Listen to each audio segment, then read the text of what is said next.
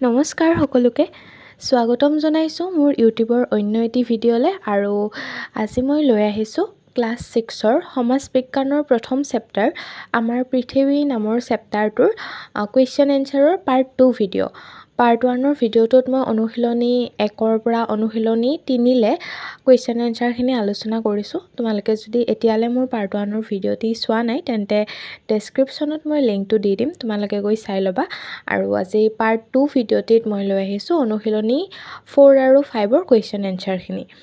এতিয়া ফাৰ্ষ্ট কুৱেশ্যনটোত আছে দ্ৰাঘিমা ৰেখা কাক বোলে? আৰু ইয়াৰ উত্তৰটো হ'ব উত্তৰ মেৰুৰ পৰা দক্ষিণ মেৰুলৈকে অংকন কৰা কাল্পনিক অৰ্ধবৃত্ত ৰেখাবোৰকে দ্ৰাঘিমা ৰেখা বোলে। নম্বৰ কুৱেশ্যনটো হ'ল দ্ৰাঘিমাংশ কি? আৰু ইয়াৰ উত্তৰ হ'ব দ্ৰাঘিমাংশ হ'ল দ্ৰাঘিমা ৰেখাৰ কৌণিক মান। নম্বৰ কুৱেশ্যনটো হ'ল পৃথিৱীৰ পূব আৰু পশ্চিম এই দুয়োটা দিশে মুঠ কিমানডাল দ্ৰাঘিমা ৰেখা কল্পনা কৰা হৈছে?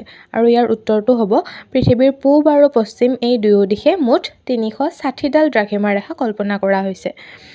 নম্বৰ কুৱেশ্যনটো হ'ল মুখ্য দ্ৰাঘিমা ৰেখা কাক বোলে? আৰু ইয়াৰ উত্তৰটো হ'ব পূৰ্ণ বৃত্তাকাৰ দ্ৰাঘিমা ৰেখাডালকে মুখ্য দ্ৰাঘিমা ৰেখা বোলে। এতিয়া আহিছোঁ কুৱেশ্যন নম্বৰ 2লৈ। 2 নম্বৰটোত দিছে দ্ৰাঘিমা ৰেখাৰ বিষয়ে বৰ্ণনা কৰা। আৰু ইয়াৰ উত্তৰটো হ'ব উত্তৰ মেৰুৰ পৰা দক্ষিণ মেৰুলৈকে অংকন কৰা কাল্পনিক অৰ্ধবৃত্ত ৰেখাবোৰকে দ্ৰাঘিমা ৰেখা বোলে। দ্ৰাঘিমা ৰেখাৰ কৌণিক মান বা জোখক ডিগ্ৰী হিচাপে প্ৰকাশ কৰা হয়। এই কৌণিক মানকে দ্ৰাঘিমাংশ বুলি কোৱা হয়। পৃথিৱীৰ পূব আৰু পশ্চিম এই দুয়ো দিশে মুঠ 360ডাল দ্ৰাঘিমা ৰেখা কল্পনা কৰা হৈছে। প্ৰতিডাল দ্ৰাঘিমা ৰেখাই সমান দৈৰ্ঘ্যৰ আৰু প্ৰত্যেকেই একোটা অৰ্ধবৃত্ত। দ্ৰাঘিমা ৰেখাৰ বিষয়ে এইখিনি লিখিলেই হৈ যাব। 3 নম্বৰ কুৱেশ্যনটো হ'ল অক্ষৰেখা আৰু দ্ৰাঘিমা ৰেখাৰ মাজত পাৰ্থক্য লিখা। ইয়াত মই দুয়োটাৰে দুটা পাৰ্থক্য দি দিছোঁ। ইয়াৰ অক্ষৰেখাৰ প্ৰথম নম্বৰটো হ'ল অক্ষৰেখাবোৰ পৰস্পৰ সমান্তৰাল আৰু পূৰ্ণবৃত্ত। দ্ৰাঘিমা ৰেখাৰ প্ৰথম নম্বৰটো হ'ল দ্ৰাঘিমা ৰেখাবোৰ পৰস্পৰ সমান্তৰাল নহয় আৰু এইবোৰ অৰ্ধবৃত্তহে।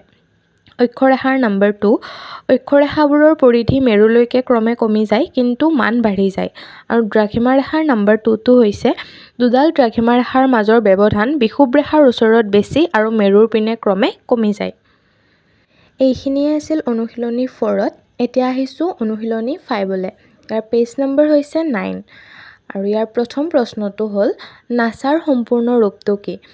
নাছাৰ ফুল ফৰ্মটো হ'ল national aeronautics and space administration. Number কুৱেশ্যনটো হ'ল সূৰ্যই কাৰ চাৰিওফালে পৰিভ্ৰমণ কৰে? আৰু ইয়াৰ উত্তৰটো হ'ব সূৰ্যই নিজ কক্ষপথেৰে হাতীপতি তাৰকা ৰাজ্যৰ কেন্দ্ৰৰ চাৰিওফালে পৰিভ্ৰমণ কৰে। নম্বৰ কুৱেশ্যনটো হ'ল পৃথিৱীক নিজ মেৰুদণ্ডত এপাক ঘূৰিবলৈ কিমান সময় লাগে? আৰু ইয়াৰ উত্তৰটো হ'ল 24 ঘণ্টা। নম্বৰ কুৱেশ্যনটো হ'ল অপসূৰ আৰু অনুসূৰ কাক বোলে? ইয়াৰ উত্তৰটো হ'ল অপসূৰ পৃথিৱীয়ে সূৰ্যক প্ৰদক্ষিণ কৰি থাকোঁতে 4 জুলাইৰ দিনাখন সূৰ্যৰ পৰা আটাইতকৈ দূৰত অৱস্থান কৰে, ইয়াকে পৃথিৱীৰ অপসূৰ অৱস্থান বোলে। আনহাতে অনুসূৰ এইটো হ'ল 3 জানুৱাৰীৰ দিনাখন পৃথিৱীয়ে সূৰ্যৰ আটাইতকৈ ওচৰত অৱস্থান কৰে, পৃথিৱীৰ এই অৱস্থানকে অনুসূৰ বোলে। নম্বৰ কুৱেশ্যনটো হ'ল পৃথিৱীয়ে সূৰ্যৰ চাৰিওফালে এপাক ঘূৰিবলৈ কিমান সময় লাগে? ইয়াৰ উত্তৰটো হ'ব এবছৰ সময় লাগে। তোমালোকে এনেকৈও লিখিব পাৰা, নহ'লে 365 দিন 5 ঘণ্টা 56 মিনিট 16 ছেকেণ্ড তেনেকৈও লিখিব পাৰা। এতিয়া কুৱেশ্যন নম্বৰ 2। কুৱেশ্যন নম্বৰ 2ত দিছে যে আহ্নিক গতি কাক বোলে? ইয়াৰ দুটা ফলাফল লিখা। আৰু ইয়াৰ উত্তৰ হ'ব পৃথিৱীয়ে এপাক ঘূৰোঁতে 23 ঘণ্টা 56 মিনিট 4 ছেকেণ্ড সময় লাগে।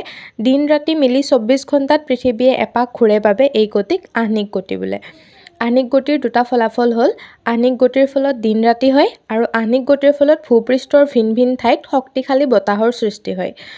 কুৱেশ্যন নম্বৰ 3 বাৰ্ষিক গতি কাক বোলে? ইয়াৰ দুটা ফলাফল লিখা। আৰু ইয়াৰ উত্তৰ হ'ব পৃথিৱীয়ে নিজে ঘূৰি ঘূৰি সূৰ্যৰ চাৰিওফালে এপাক ঘূৰোঁতে এবছৰ সময় লাগে, ইয়াকে পৃথিৱীৰ বাৰ্ষিক গতি বোলে। বাৰ্ষিক গতিৰ দুটা ফলাফল হ'ল বাৰ্ষিক গতিৰ ফলত মাহ ঋতু আৰু বছৰৰ পৰিৱৰ্তন হয়, বাৰ্ষিক গতিৰ ফলত দিন ৰাতি চুটি দীঘল হয়। 4 নম্বৰ কুৱেশ্যনটো হ'ল পৃথিৱীৰ দুটা ভিন্ন অঞ্চলত কিয় একে সময়তে দিন ৰাতি নহয়? আৰু ইয়াৰ উত্তৰটো হ'ব পৃথিৱীয়ে পশ্চিমৰ পৰা পূবলৈ অবিৰামভাৱে ঘূৰি থকা বাবে পৃথিৱীৰ যিটো ফাল সূৰ্যৰ পিনে থাকে তাত দিন আৰু বিপৰীত ফালটোত ৰাতি হয়, সেয়েহে পৃথিৱীৰ দুটা ভিন্ন অঞ্চলত একে সময়তে দিন ৰাতি নহয়।